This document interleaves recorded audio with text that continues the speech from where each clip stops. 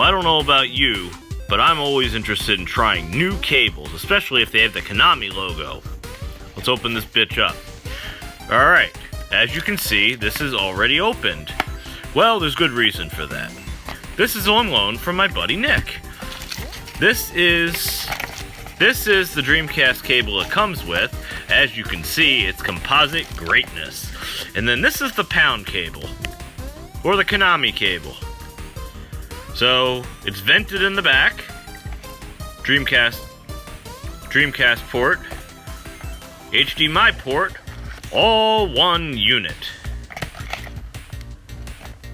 So, let's take a look at the box, because I don't see any manual in here.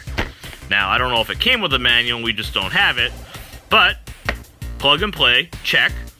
HD ready, don't get mistaken, this is not HD, it's 480p, and it works with the original Dreamcast. And if you find me another non-original Dreamcast, you might win money. Nah, it's not true, but it would be funny anyway. Yep, okay.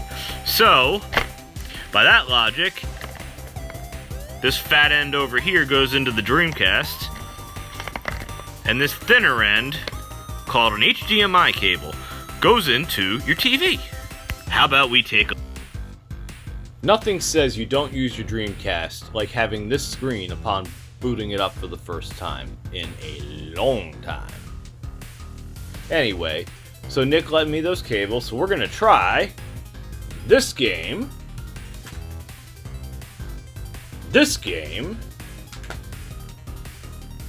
and this game, which shouldn't work at all.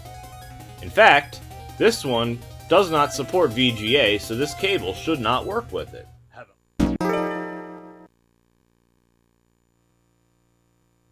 I totally saw that coming. Mainly because this hasn't worked with any of the cables. And I know that you can use code breakers or code mask, whatever the hell that is. I've tried it, and it does not work on these cables. That's across the board with Pound, Hyperkin, and Kaico. None of them work with it. So, if you guys can get it to work,